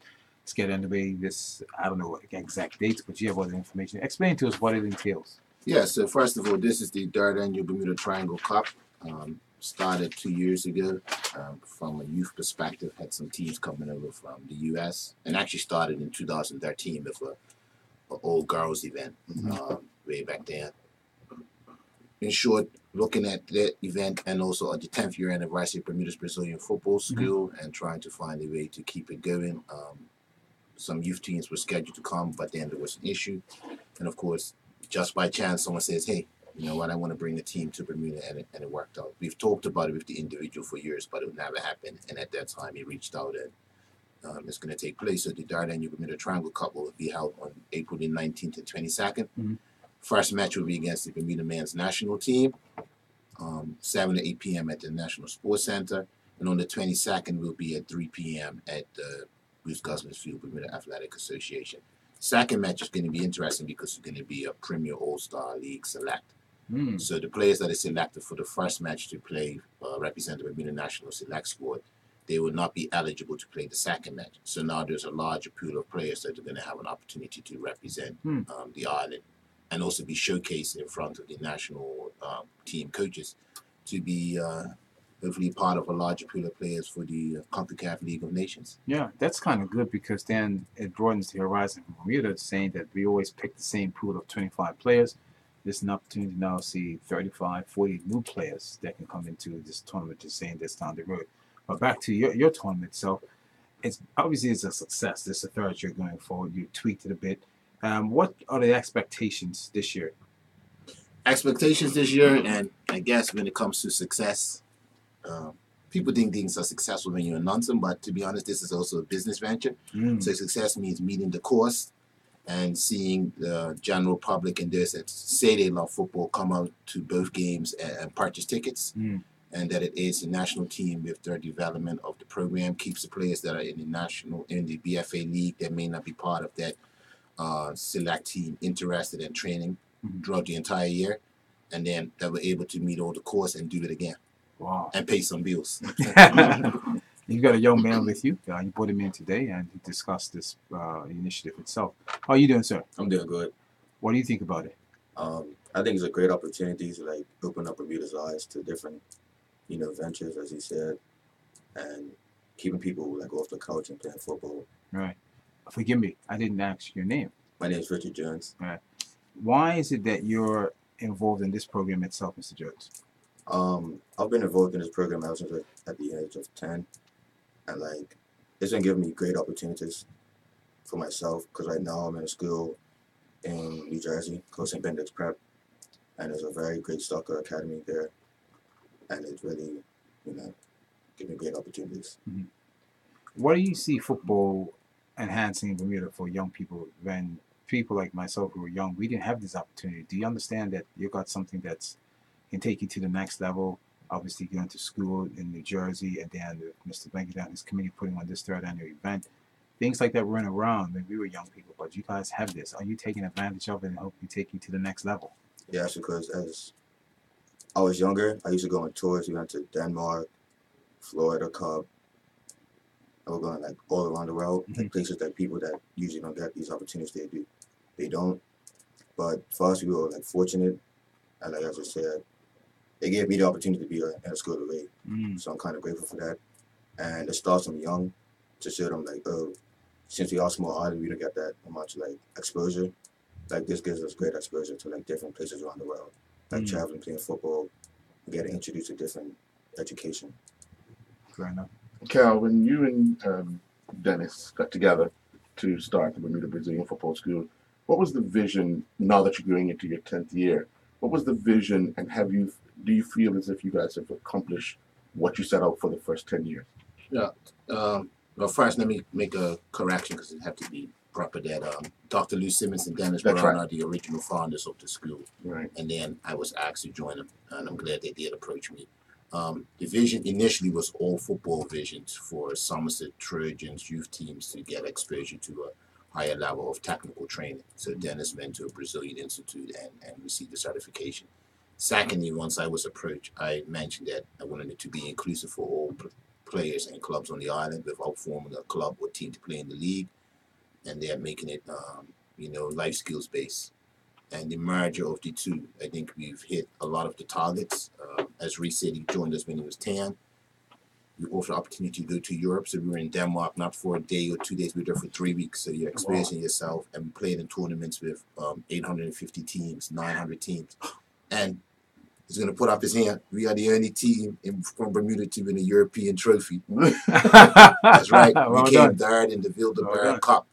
Right, 850 teams in Denmark, playing teams from Germany, I think it was Chile, Japan, all over the world, right? But it was a process. The first process was we went to the Dana Cup, which is the largest youth tournament in the world, right? Like 900 plus teams. Okay, then we went to an academy tournament playing 6 other teams where, they beat us heavily. But it was good because we were played against a team, Nordjylland, and I think they qualified for the Champions League the year before that. So they have professional academies. Then we went to a smaller regional tournament, and small for them is 800 teams, right? And we were playing in the under 13 division with players that were 10, because it's hard to get financial commitment sometimes to travel that far, and players that were 13. And in the end, we came third. And that's a unique achievement that we took a group of players from Bermuda to a European event, high-level event, and we made it to third place. Wow. I still recall that last match. I don't know if Reese recalls it, but it was something like overtime or something. I said, and I lost the footage, like, we came this far, and we're not leaving Denmark without winning this trophy. And that was like overtime. And the funny part, but amazing part was, we're from Bermuda. No one knew us. Somehow, during that event, everybody was cheering for Bermuda. People that they wanted us to win and come there. I don't know why, but everyone was cheering for us, and we did it, and it was an amazing feeling. Yeah. So where does the program go 10 years from now? Program, we're actually getting full circle, so we're actually going back into a life skills and academic component. So we restarted our training, and the boys have to bring their report cards. We're heavily getting back into grades. It's a process which will be, increase as time goes on. Reese is here, so an amazing story. We took him to St. Benedict's Prep, I think, a year and a half ago to showcase the academic side of sports. There was another Bermudian there already from our program. Reese enjoyed it. He ended up staying in contact with the school, and now he's at the school. So he finished, he left Berkeley at S2. Yes, S3. S3, and ventured off overseas. He's now playing for the #1 team in the state, and his school is the #1 soccer school in the U.S., in America, right? Top class, top school, scoring goals. But most importantly, I just asked him, and Raiz here is doing videography, said, how was your mathematics? Because before he left, he was having some difficulty. He said, it's easy. He said, it's just a different learning style, a different teaching style. So my main focus is Reese is comfortable in the educational environment. He's excelling on the field. I asked him, what do you do weekends? He says, I do my handwork. I'm like, what else? No, I do my handwork first. And then we was just talking. There are classes they offer at Rutgers University, so you can get some advanced classes with assistance. So that's a story where Brazilian football schools go. We're not a club team in the Bermuda Football Association League. We don't want to be a team. Maybe it happens in the future. We're not competing with anyone. Our focus is on creating individuals to come back and be productive. And to put Bermuda out there on the right path to say we have good young people, male and female. So here's a success story. We have quite a few others. A large group of ladies that are playing for the under-20 women's national team. Again, we're the first. I'll put it out there. We took them to Europe. So we took them to the Ajax Academy. We took them to Bayer Leverkusen in Germany. And we took them to Chelsea. They had just started to play football, those girls, for various clubs, Dennytown, different clubs, BHS. We took them, and now the under 20 players. And when I look at the group of girls that we took, they're very skillful. You know, an exciting group of players. So that gives me pride. And some of them now I see they're receiving, you know, the letter of intent, signing up for scholarships and being recruited from overseas. They worked with us for about 2 or 3 years, but that's the path that we want. It's not about winning a trophy or winning the league for us. There's enough teams and competitions for that. We just try to give exposure and make sure that there's individuals appreciate that there's something bigger out there for them. Yeah. Well, I want to say congratulations to BHS for winning under 13. Under 13. Under 13 girls Cup yesterday. Maurice, conditions that you find yourself in now. I mean, we've had tons of snow, cold. How are you adjusting? How are you and the other Bermudians adjusting? Personally, I find the cold like more fit for me because I like the cold. I don't really like the heat. But it's something I have to get used to because I remember I had to play in a showcase over in Virginia, and we had to play in 2 inches of snow in the field. So it was an adjustment for me, but I got used to it. Yeah. Yeah. How has the season going thus far? It's going good. Right now, we finished top of the table in the state, and we was ranked number 4 in the country. And the team below me, well, not below me, but the varsity team, they're ranked number 1 in America. So I got some really good insight from other teams around the world to know that we're getting noticed. And I finished off with 19 goals in 6 games, so it's kind of easy. When you went to visit the school, obviously we talk about academics as well. Yes. What was one of the main concerns you had going there? Because you had to convince parents that this is what you want to do, but what was one of your main concerns? I know I had to try to convince my mom that I was going to really do good in math. Right. And I told her that I was going to do good, and I ended up doing it because they teach it in a different style. They don't teach it all in like one clump. They teach it in different compartments, so it's easier for the kids to grasp. Right. And I guess that's what really like helped me and motivate me to do better in math. And how does the academic side help you with your football? It helps me a lot because a lot of the teams that I've been recruited for, like I got recruited for a team called, a college called University of Harvard, and they said, like, how are my grades? And I was like, they're doing good. I have a 3.4 right now. Congratulations. That's a great opportunity for recruitment for this university. Right. So like it's a real eye-opener. So it doesn't like limit your opportunities. You're not only good at football, you're good at academics, and it gives you more of a name for yourself. Right. And I'm gonna go back to Cal on that topic because Cal, when you got involved, you guys used to do football in the morning. Midday, you was working like school work of sorts, working on different. You had school teachers coming in. You had different counselors coming in. And you say now you're going back in full circle, so we could see that revitalizing itself again? Yes. Besides the matches for Bermuda, we actually are going to have a talent ID and scouting showcase. So that means players on the island. Hopefully, it's going to be 200 players who have the opportunity to put their skill sets in front of European and North American coaches from academic institutions and professional academies. And it's not directly always about receiving a scholarship or being assigned a pro contract, but like Reese said, it starts when you're young. It's putting you in that frame of mind that someone actually gives you some feedback and says, if you want to achieve X, Y, and Z, this is what you have to do. And hopefully we can continue that relationship and have them coming back more often. Once we build that out, and every child that gets selected by the club to participate, they have to come with a report card. So you're not coming just on your football skills. You have to bring your academic standings, good personality, listening skills, discipline, your own field talent, and from that we're going to build a structure because just playing football is not enough. I mean, yes, we get excited because Nikhil Valves and a few others are out there playing professional sports, and that's fantastic for this small little island. But the ratio of kids that are at Kappa, that means that maybe once every 7 years someone gets a pro contact, you know. And we have to be realistic. Being a pro in the EPL, being a pro in Scandinavia is different. You know, you can play pro for 5-6 years, and when you retire, do you have enough money to take care of yourself? Or you can be a pro in the EPL, and after 5 years, you're set for life. So it's different skills of income. You can have an education, and that's yours, and you can still play pro. So we always put forward first that education is the key. I just read an interesting article 2 or 3 days ago. There was a young player who played, I think, at the World Cup for, and I stand to be correct, it could have been for Ghana. And he was said to be one of the best players, and he had a pro contract. He ended up getting glaucoma. You know, he couldn't see out of one eye. This guy had a pro contract. All of a sudden, health deteriorated. So as a football player, you can be the best here today. Anything can happen tomorrow. Anything can happen tomorrow. But your education, especially on this small island, is the key.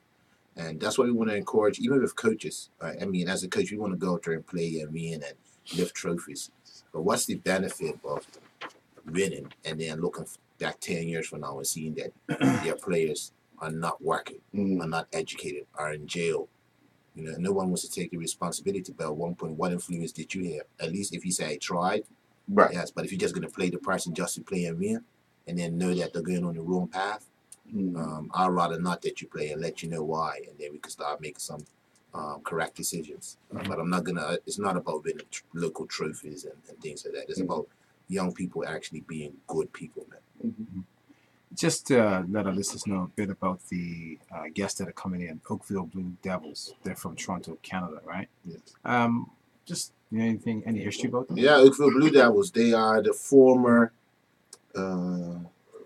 Toronto Lynx. Okay. So Toronto Lynx used to be a semi-pro team in Canada, and John Barry Newsom played for them. The coach, John Barry Newsom, is now the coach at the Toronto Oakville Blue Devils. I was approached by Brett Mason, who's a good friend of the Brazilian football school, to bring him down. We worked that out. And they are the A-League One champions, so they're the semi-pro champions of Ontario, so a high-level team. They actually qualify for the Canadian Open Cup, so they are in the same open pool like the English FA, where they can end up playing against Toronto FC and the Vancouver Whitecaps, etc. This is the preseason, so the players are coming at a high level intensity because they want to make the team, they want to make the roster, and they're looking to have 2 quality matches and hopefully go here with the winning record.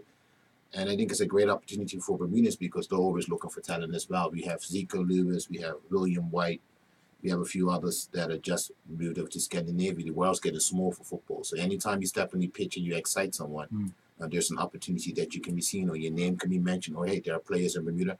So let's make it a win-win situation. And just by chance, we have the CONCACAF League of Nations Cup. This is 2 games that were played.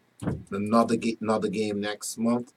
It's unusual for Bermuda to play this many matches after one after the other. So this is a benefit for the players that say, it's only going to be 1 game, then nothing's going to happen. No, you keep training, stay fit.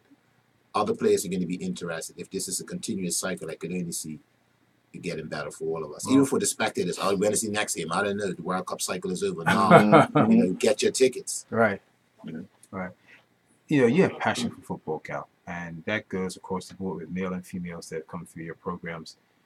Where do you, I think Al asked this earlier, where do you see yourself in the future with this program or in football in general? But until Al, we have a lot to talk about. But so I'll come back. But it's growing. It's growing. I mean, in its infancy now, Brazilian football school has a overseas branch. It's not called Brazilian football school, but there's an overseas branch in Calvert. So they've actually set up. It's called Bermuda International Soccer. So now we have a branch over there. So we see that growing. We're now developing a North American partnership led by Dennis Brown on the technical side. We have a overseas management team as well, Bermudian that's over there. And we see that in the next 5, maybe 10 years developing, where we have the college showcases. Maybe we have a club that we can set up in the U.S. as well. So I would like to see if we can set up a club or some type of formal structure in the United States. There's so many people playing sports over there in every community. We can set up a club and frame it after Bermuda's Brazilian football school and help kids get into school, but also play and have our own academies like how Reese attends St. Benedict's, but he's also at Cedar Stars Academy. So there's an academy outside of the school of high level coaching. That's something I would like to see and set up. But now even promoting football, promoting games. This is the Oakville Blue Devils. Who can we get next? Can we make it a triangle event with 2 or 3 overseas teams? So that's where it is. After 10 years, you don't want to do the same thing. Yeah. As much as I enjoy all the events and activities in Bermuda, I don't want to just know at the beginning of the season it's going to be the league, it's going to be Kappa, it's going to be the knockout, it's going to be the FA. After a while, you lose your passion. You need to have some new excitement. So that's what I'm looking forward to. Just keep growing, and learning. Also in the business model, I mean, I would know the things that you do, the things you come in contact with, people that you need to talk about, finance and marketing, social media, humbling experience going out to sponsors, you know. And some people say yes, I have your back. Some people say no. Some people don't return your call. Some people say yes, and you never heard back from them. It's a humbling experience, but it's a learning experience. It makes you look at your product. It makes you look at yourself. So it's not only about football. It's a life experience. And Reese is back, but his mom reached out to me and said, you know what, Reese is coming back to the yard, and do you have any work for him? And I said, yes, because that's what we do at Brazil. We try to find opportunities for work. So his back now. I said, yes, you know, you can either come with me and shadow because I want to show you what I do. He says he's interested in physiotherapy and sports management. So he's now learning at 17 behind the scenes what it takes. Now he's also going to be assisting at a football camp. So he's going to learn the on-field side as well, managing that event as well. So when he goes back to school, he can apply it in his traditional learning with mathematics or management or writing skills. But that's what we have to do. It doesn't make sense for Cal Blankendow to keep the information from me. Fair enough. You have to pass it on. We have here Mr. Reese Tankett, who is a graduate in videography, has his own videography company. So just by chance, we talked about maybe 7 months ago, and I said yes, but I didn't follow up. So I was one of those people that told me they were going to sponsor me, but I haven't heard from them, right? This is not a slight to him, this is just true. So by chance, I got an opportunity to see him again, and look, Triangle Cups or something like, hey, we want to do behind-the-scenes footage. So he's now recording interviews, meetings, press conferences, because we need to tell our own story. Right. But it's not about telling the story for Cal Blankendow or Dennis Brown. We want to use this as a learning tool. So when someone says, I want to do sports management, look at this. This is what it takes. I want to manage a camp. Look at the behind the scenes. I want to see how you coach on the field. Look at this. So now we have these visual tools because this generation learns by seeing, not by hearing. Right. And it could be broken down into different social media formats. So when we use this for an educational component, then Reese can be anywhere in the world, go online, look at it, and see a quality product done in Bermuda by Bermudians. And as I told Reese, if you stay close to me, can't pay you a lot of money, but you're going to get a lot more jobs out of this. So he knows I talked to someone what is doing, and I want to talk to this young man. So now he's already talking about project work for another individual. There you go. go. That's how it goes. I want Reese to know. I said, Reese, you come here. It's not about just an interview. Someone is going to hear that you're on the radio. Someone is going to hear that you got a 3.4. Someone's going to hear that you've been recruited by Harvard. When you apply for a scholarship, someone's going to say, I remember you from the radio. That's right. I've heard your name before. So we can't keep the secrets and just talk about the antisocial behavior. We have to promote the individuals that are doing well because he is a role model in his network. That's true. Okay. Anything you'd like to add, sir, before we wrap up? Yes, I would like to add, Bermuda, come out and support the Bermuda Triangle Cup. We need you in the stands. Okay, I'm not going to lie. We need you in the stands. We have some good ticket sales, so it's going to be $15 for one tickets for the kids, but it's $10 for one, but $15 for two. So a package for both matches on the 19th and 22nd is $15, $7.50, cheaper than hamburger, fries, and a soda. All right. Then for the adults, it's going to be $20 for one ticket or $30 for two. $15. You can't beat that. Come out and support Bermuda. Show your young man that it's something that we want to stand behind, get them ready and excited for the League of Nations, and then also help us to put on more events like this so that not only can the adults grow, but the youngsters and the kids, they can actually learn and see what this is about. That's all about. And I have to say, we're going to have a 3v3 tournament, so Aaron and Ian, I know you guys can play on small-sided pitches, right? You keep throwing my name around. Yes. Hey, it's no goalkeeper now, but it's going to be 3 against 3, just like basketball, Ian. You know, you have a game stick and all that there. You're walking gingerly and all that.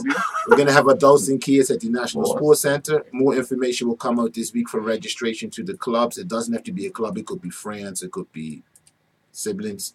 Just a fun event, but all skills-based, and that's going to be part of this component as well. Cool. All right. I'll see you next year. So I'll be there. Yeah. It's just not competing. Somebody has to do the other side of it. Take a break and let somebody do it for you. Yeah. Listen, I'm going to be working with my mate. Okay, right. Yeah. Any final comments, young man? Just come out and support. Yeah. You know, not a lot of people know about Bermuda. It's going to be a real opportunity to get us in the world. You know, give us some exposure. All right. Well, best luck and keep up the good work. Thank you. All right. We'll take a commercial break and we'll be back after this. Sports Talk Thank you guys. Really appreciate it. No worries, man. No worries, man. Are you got commercials for this, Cal? Yeah, man. No, I don't have commercials. voice commercial. Yeah. It's game So you're time. on radio stations, you get those as well? Yeah, I just reached out to you, so I'll go and set up something Game Time with. East and Game Time West. Who's Located next next to Wahoo's in St. Is she George's still and next Main door? Road, Somerset by Q? Somerset Cricket Club. Okay. All Game Time outlets open Monday to Friday. No, she don't work anymore. Saturdays 8:30 till 5 and Sundays 10 till 5. I'll do For Q. more details, visit GameTime.pm. Right. Tonight's You gotta see sales department. Are they charging you? What's this here? Yeah, they probably charge me. I don't know what the rate is. I know what the rate is. Premier Health All right. is a smart health insurance plan that They does changed. most They of the changed. thinking for you. They've been With changed. online verification. All right, look. eligibility, When you and want to get to deductibility. Kiel? 7 out of 10 claims are now received electronically. I don't know, sometime next week. 10 claims are Whatever. settled. So look, let me call you after the show. Yeah, go after you. Let me some stuff down. All right. I got another guest coming in. Smart health insurance. So we're gonna get there. I'll call you after the show. Call Colonial on 296-3200. And closer to the day, they want to come back as well. That's not a problem. They can bring you back whenever. Yeah, like I said, we got some other stuff coming. It's on the pipeline. Sister said hi. My sister? No charging. Yeah. Thank you, sir. Yes. Oh my God, yes. Okay, let's go. All the best, right? Delicately layered with cream vanilla wafers. Get your power 95, sir. Good, right? Pepperidge Farm Alliance milk chocolate, Irish mint, and double chocolate cookies. Linda's. Why go anyplace else? What you can do a Are you question. looking to expand your customer base, increase sales, and be a part of the Army Community Events for 2018? Bermuda Broadcasting Company can make that happen. Be a part of World Cup 2018, Bermuda Day Half Marathon, Bermuda Heroes Weekend, Hot Match Classic, and Eastern Counties Cricket. Inquire about our new advertising opportunities, whether big or small. We will deliver. Come and see us at Fort Hill, Devonshire, or email us at sales@bbc.pm or send us a message on Facebook at Bermuda Broadcasting. Hi, I'm Bruce Barrett, Bruce the Beverage Man. Be sure to tune in at 8:20 every Wednesday morning right here on Power 95 for Welch's Wednesday. I'll let you know where I am so that you can stop by and get a free Welch's juice and the Wednesday edition of the Royal Gazette. It's Welch's Wednesday. Every Wednesday right here on Power 95. Right here. Oh yeah. Let me you be able to hop out? But let me let you come out first because it's gonna sit down. Before you know Earl Basin. You know. Yes, Tom Bassett. Yeah. All right. How Petty. you doing? I'm good. With DJ Buddy Gun on 94.9 FM, Power 95, the big station. Who's the young guy? I didn't catch the introduction. What's his name? Young guy. Grace Jones. On the new technology that can help you chart your day. From St. George's to Somerset. Jasmine? Upstairs? Oh, shut up. Yeah, I thought it was when you kept on. Then I lost track. Wow. Damn, it's a fool. Let me take something for you, mate. All right, man. All the best, You right? too? All right. Best of luck, right? We'll be in touch. Cool. Almost promo, 30 seconds. You want to introduce it? Mr. Petty?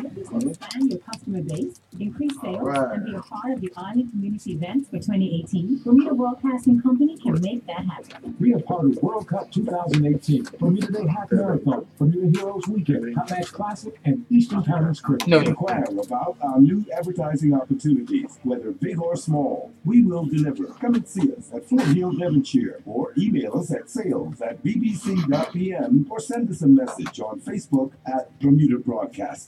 Now, back to Inside Sports Talk Radio. Inside Sports Talk Radio on Power 95 FM with host Ian Rollins and co-host Earl Baston. And welcome back to Inside Sports Talk Radio here on this Monday, March 26th. We are some 32 days away, 34 days away from the MS Emblem Bermuda Triathlon World Series event. And joining us is the president of the Bermuda Triathlon Association, Mr. Stephen Petty. First, exciting news yesterday in New Zealand. Erica Hawley finishing 31st in her first World Cup event. Yeah, a great performance. I think at first when people sort of heard she was 31st, we were not disappointed, but just were wondering what happened. But then Mhm. you realize the scale of Field. the competition Yeah. that was there. A lot Yes. of athletes going to Commonwealth Yeah. Games, her first World Cup. Mhm. So a great occasion for her. Right. A lot of experience gained, Mhm. and hopefully the start of more good luck and good results. Sure. Now back to the event locally. Obviously, the Bermuda Triathlon Association will be very excited to be attached to a world event, but it's also a monumental task, isn't it? Yeah, I was just saying to Ian earlier, it was almost a year ago that you had me on this show, Mhm. and we were talking about a lot of the issues that we were going to face. How are we going to do it? Mhm. And in 1 year, I'm just amazed at how far the whole organization has come. A lot of obstacles, but nothing that was insurmountable. Mhm. A lot of credit goes to the organizing committee, to the government, works and engineering, the police, all of those people that have been involved. I think we're at the countdown now, but I feel quite comfortable that this event will happen, and it'll happen really well, and Bermuda will showcase itself again as always, punching above its weight. Right. Now, we often talk about local events, and this is an international event. So, on a scale, obviously, there are bigger challenges to put on a day, a full day, because usually when we do a local event, it's possibly 7 till maybe 1 in the afternoon. But this is going to be all day. So, how many volunteers are needed? How much assistance is needed for that? Well, obviously, we're starting on the Friday night with the junior event, but for the Saturday, what are we looking at number-wise? I think the optimum number of volunteers would be around 700. And the reason for that is because there's age group races in the morning, the elite events in the afternoon. And you don't want somebody being out and volunteering from sort of 7 in the morning till 6 at night. So the idea is to have 2 sort of shifts. Right. A lot of those people that are in the morning will probably want to help in the afternoon for the elite events. So yeah, and on Saturday we just had the first meeting of all of those who have volunteered. Very encouraging. In the weather, there was a briefing basically. Right. There will be more. People continue to sign up. I don't think we're there yet. We haven't gotten the amount that we need, but we're progress is being made.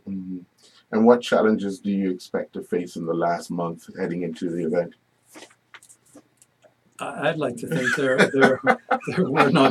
will be some. There'll be roadblocks. I heard of a gentleman who said he goes to breakfast every Saturday morning, and he doesn't intend to miss it on this Saturday morning. But we'll make all efforts to allow him to get to where he has to go. Right.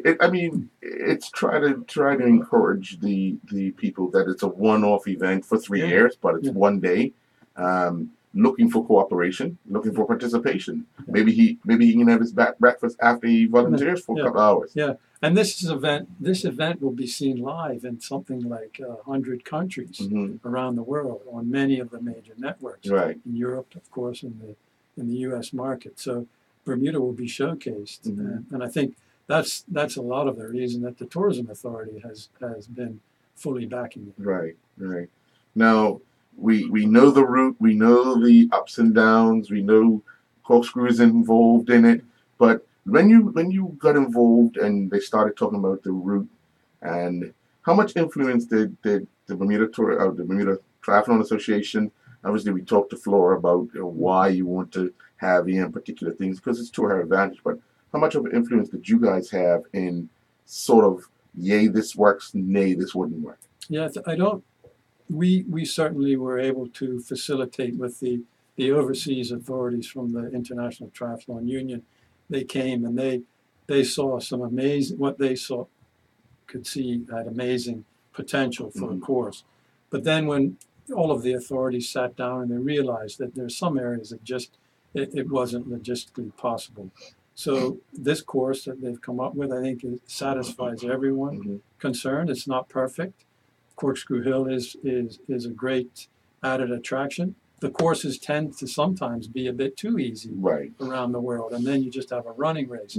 I don't think that will happen this time. Right, right. But it goes to the strength in which Flora has been admired by her counterparts that she's one of the strongest cyclists, and the fact that there's a hill in there allows her to get an advantage if there's a pack that would want to go with her.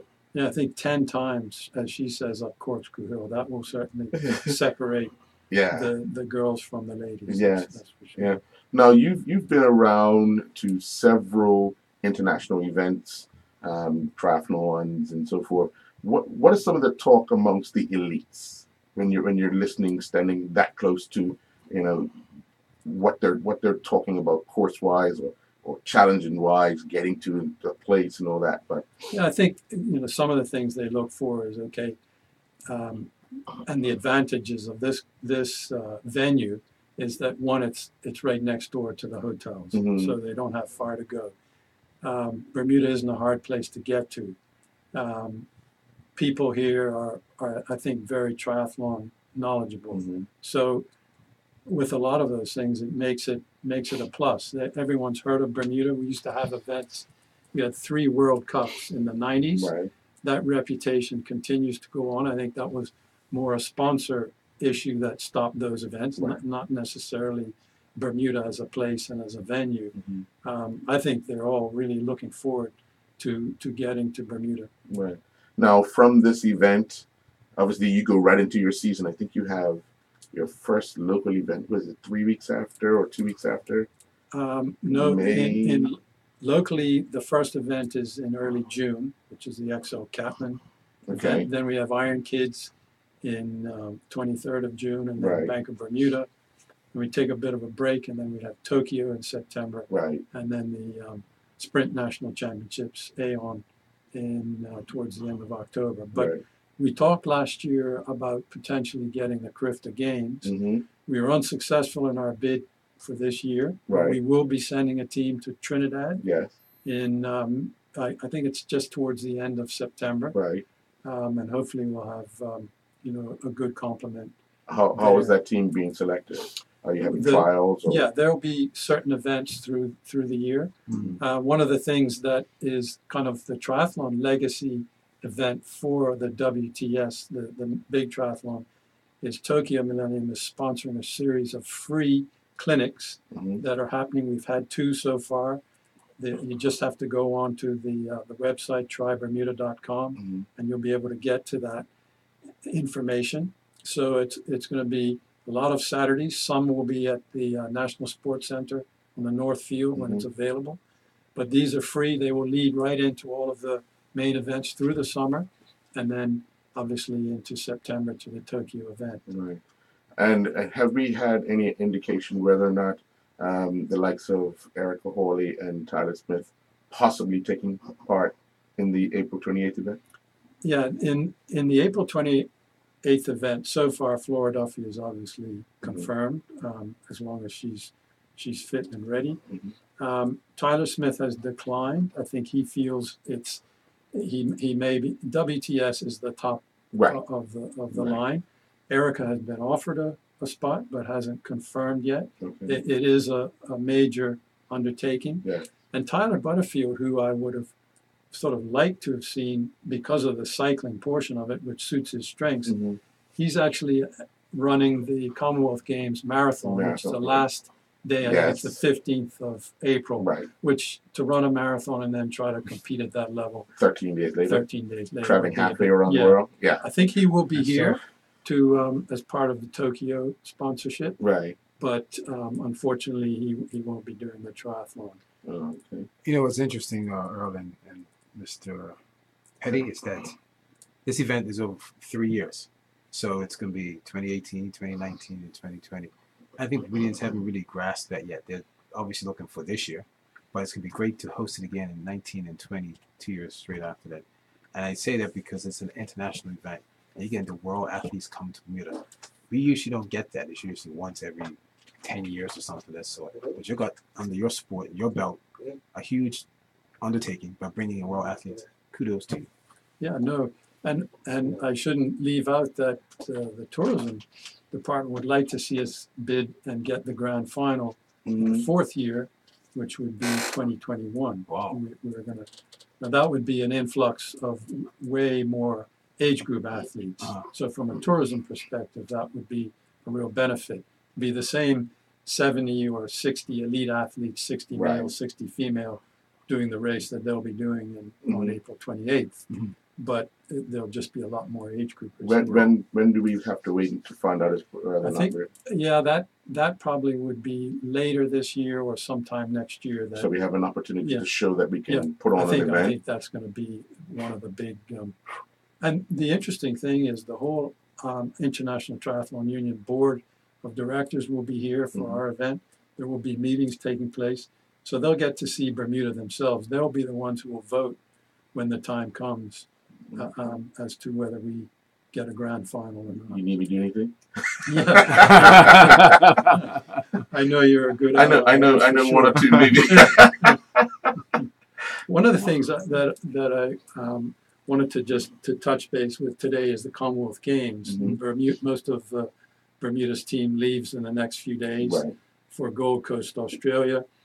And I think it was funny when we were trying to determine what time it would be in Bermuda when the triathlon would take place and the mixed relay, when the marathon, and all of those things. We'd look on one internet and it would say the 4th, and then on the other it would say the 5th. So to clear up the confusion, the triathlon, the individual event is on the 5th in Australia, but on the 4th in Bermuda. There's some 13 hours or whatever that you have to come back. The same for the team event, which is on the 7th of April in Australia, will be on the 6th in the evening, I think, in Bermuda. Yeah, it was the same thing with Erica. Sunday at Saturday night, I was actually watching the race, and it was close to 1 o'clock in the afternoon. In the next day. Yeah. So it'll be the same. I mean, people would get to watch because it would be evening time, and the opportunity is there to see. And so then the mixed team, which is a first for Bermuda, the second time it'll be in the Commonwealth Games. I think people just can't believe that a little place like Bermuda is going to be going up against South Africa, Australia, Canada, England, Australia, New Zealand, with 2 male and 2 females in the mixed team relay. There's only 8 teams. I think it's 10. 8 to 10, yeah. You know, we make that number. You know, it's interesting. I recall the day when Jim Butterfield, one of Bermuda's finest athletes, he did the race in Hawaii. What was it called? Ironman. Yeah. And we looked at it and said, "Wow, that's amazing." I think that was 1978. 81. 81. Okay, 81. And you look back at it now, it's 2018. Look for how the sport has grown in Bermuda, and look what we've accomplished over that time. So he set the path, and look where it is now. That's pretty amazing. I was looking at the past Commonwealth Games. That triathlon made its debut in 2002 in Manchester. We had 3 athletes there then. In 2006 in Melbourne, we had 2. In 2010, there was no triathlon. It was in India. And the host country gets, I think it's 19 Commonwealth sports. They get to pick 15. So obviously they're not a triathlon powerhouse. And then in the next ones were in Glasgow, 2014, where we had a few triathletes, and now so we've had athletes at all the Commonwealth Games where triathlon has been a sport. It's pretty good, pretty good. Wow, I know time is flying today. So anything you'd like to add before you wrap up, sir? No, I just would like to thank, obviously, over the years, all of our sponsors, Youth and Sport, the Bermuda Olympic Association, and in particular, you guys. I mean, Earl is always, thank you. It's a pleasure to work with you, and to see the results that you get. Not a problem. Oh, you the man. No, I just do my job. Well, I'm sure we'll have you back on Inside Sports before the event of the 28th of April, and then post we'll have you on again as well. It's always a pleasure having you on, sir. Thank you, guys. Not a problem. We'll take a commercial break, and we'll give you that answer for the trivia question. We've had a few calls, but I don't know if they had the right answer. Oh, we do have a call? We have a call? Let's take it right now before we take a commercial break. Caller? Let's see if you are lucky. Go ahead. Welcome to Inside Sports Talk Radio. It's young up. Okay. I guess she knew she didn't have the answer. It's 19. That's all I'm going to say. 19 and what? That's all. That's Earl's answer on it. That's right. We'll take a break and be back after this. Has been presented to you by Windows Group of Companies. Thank you. Not a problem, bud. Yeah. All right. I was hoping Jim he came couldn't close. make it, but that may be for another day. Yeah, Talk about the force. Yeah, 1981. I remember watching, hearing about it as in high school, man. He It's had like the that guy's fastest funny. run Yep. for a long. I was like, that guy's running. What? I was like, a little kid, like reading this stuff. Can't believe it. Yeah. That's amazing. All All right. right. Thanks, Take care. guys. Not a See you problem. later. Enjoy the rest of your day. Take care. Okay, all right. You're not going too long. No. All right. See. She said 1909. Oh, wow. The age group. Then she said 1904. And that was her 1914. So she's getting. Yeah. Run out of time. Run out of time. Yeah, run out of time. If she calls back, I'll take it. You know. Yeah. That's, She said 1909. I said, oh. fuck, she was there too. Variations of the Milano theme. Try Pepperidge Farm Milano milk and dark chocolate, orange mint, and double chocolate cookies. Lindo's, why anyplace else? Calling all players. What time is it? It's game time. Fun and dependable sports betting on NFL, NBA, Major League Baseball, golf, horses, English Premier League, and more. Weekly promotions. Instant win games. Be a lucky She got it. winner. She got it. Stay on the line, okay? Stay on the line. Oh, shit. I went through a curveball. One more commercial. I went through a curveball. You play, we play. Game time is a socially responsible gaming establishment. Looking to renovate your home? Eminence Tile and Stone is giving you a chance to win one of 3 gift certificates valued up to $1,000. Entering is easy. Stop by our showroom on Lollieswell Road, just off Harrington South Road, and enter to win. You can also visit our website, www.eminence.bm, and like us on Facebook to receive up to 2 additional entries. Time is running out, so hurry into our showroom and experience Eminence today. Drawing to be held Thursday, March 29th in the Eminence showroom. Now, back to Inside Sports Talk Radio. Inside Sports Talk Radio on Power 95 FM with host Ian Rollins and co-host Earl Baston. And welcome back to Inside Sports Talk Radio. We said at the top of the hour we'll take it 2 o'clock, and it's 2:08. So I think we may have a winner, but they may be too late. Oh. Okay. We'll give him a chance. Let's see. I think we have a call on the line. Good afternoon. Welcome to Inside Sports Talk Radio. Good afternoon. Yes, and good afternoon to you. And the answer is? 1910. Yeah, absolutely correct, man. Took me 3 weeks to get an answer. 3 weeks. Well done. Congratulations. Thank you, Con. So, you won yourself a lot of research. Yeah, you won a gift certificate on behalf of 4-Star Pizza. So, please stop by and we give you your gift certificate. And congratulations on that. Thank you, Con. Ian has never let me pick another question again. No. I did not say that at all. Earl, you can pick the next one. It took 3 weeks, man. It took 3 weeks. No. Yeah, it took 3 weeks. The next one I pick, it would be. Sorry. Yeah. Felt like using school all over again, huh? It did. Okay. Okay, just give us, I think we have your name and phone number, so we'll take care of that, and we'll hope get in contact with you after the show. You're welcome. You too, man. Alrighty. Well, that's all the time we have today on Inside Sports Talk Radio. As we say, time does fly. We're having fun. We'll be back next week on the other side of Inside Sports. It'll be April 2nd when we return. Wow, man, this year's flying. Non-stop already. Good Lord. So good. Thank you, Don Bassett, and thank you, Mr. Bass. I'm working with you guys every Monday. Ready. All right. Take care. All right.